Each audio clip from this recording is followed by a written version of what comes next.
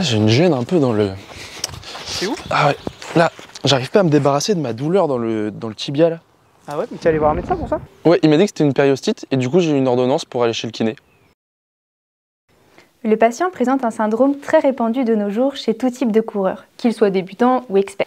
Appelé couramment le syndrome de stress tibial médial, MTSS, ce syndrome est dû à une surcharge du tibia médial, entraînant une inflammation par hypersollicitation du périoste entourant l'os du tibia. La périostite est une blessure de surutilisation liée à un stress répétitif et excessif au niveau du tibia. En d'autres termes, le coureur dépasse la capacité de ses tissus à encaisser ce qu'il lui demande. Sa douleur se situe au bord médial du tibia et augmente pendant l'activité et après, ainsi qu'à la palpation. Pour le diagnostic médical, l'écoute du patient sur ses habitudes et la localisation de la douleur est primordiale. Pourquoi ? Car cela nous permet d'exclure les diagnostics différentiels et de cibler les facteurs de risque imputables au patient et son syndrome. En effet, lorsque le patient présente une douleur localisée sur la partie latérale ou en arrière du tibia, elle serait plus à risque d'être une douleur musculaire et non une périostite. Les facteurs de risque de la périostite chez le coureur sont multiples. Ils peuvent être intrinsèques, hyperpronation du pied, pied plat valgus, foulée avec un impact au sol trop important et bruyant, et extrinsèques, changement brutal d'activité sportive ou d'intensité d'entraînement avec une augmentation nette de la charge de plus de 15% par semaine, ou bien un chaussage inadapté, etc. La prise en charge auprès d'un kiné est importante en première intention pour éviter toute aggravation. Et voici votre ordonnance pour les séances de kiné. Merci. Ah, chez le kiné. J'en connais un bon si tu veux en centre-ville, un kiné du sport. Il en connaît un rayon sur les périostites, comme ça arrive souvent. J'ai sa carte.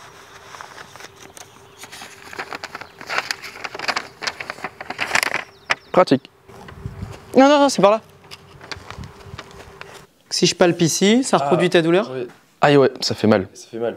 Ok. Bon, vu la localisation et ce que tu me décris, je suis d'accord avec le médecin, je pense qu'on est bien sur une périostite. Et c'est grave? Alors non, ce que je te propose, c'est de mettre en place un protocole pour te débarrasser de cette périostite. Nous, on a des programmes efficaces pour ce type de pathologie. On va pouvoir coupler les séances de rééducation avec de l'éducation à la course à pied pour identifier les facteurs de l'apparition de la périostite. Donc ça peut venir de toi et ou de ton environnement, ou même de ton entraînement. Ok, mais est-ce que je peux continuer de courir? Alors moi je préfère pour l'instant que tu diminues la course à pied et que tu trouves une activité de transfert qu'on appelle ça. Ça peut être du vélo, de la natation et que tu puisses continuer de travailler ton cardio sans la douleur.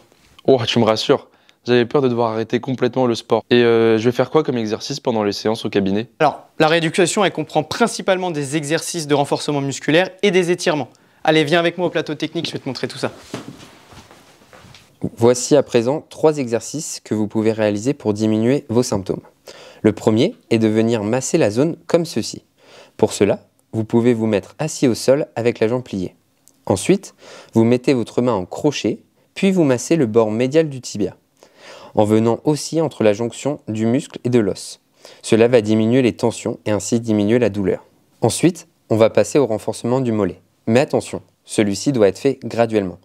Comme vous pouvez le voir, l'exercice sera de se mettre sur la pointe des pieds, puis de redescendre. Pour vous aider, vous pouvez compter 3 secondes sur le temps de la montée et 3 secondes sur la redescente. Répétez cet enchaînement en faisant 3 séries de 10 répétitions matin et soir. Dans un objectif de progression, vous pourrez augmenter les séries et répétitions. L'exercice se base sur le renforcement des gastrocnémiens.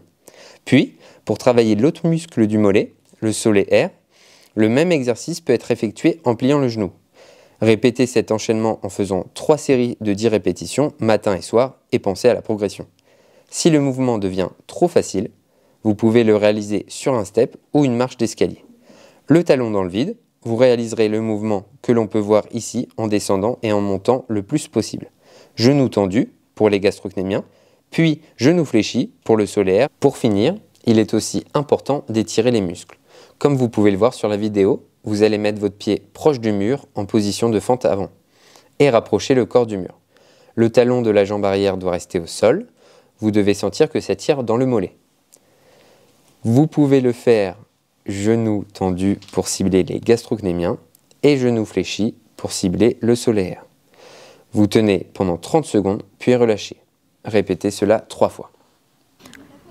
En fin de rééducation, le kinésithérapeute proposera au patient un protocole de reprise de la course à pied que vous pouvez retrouver gratuitement sur le site de la clinique du coureur après inscription.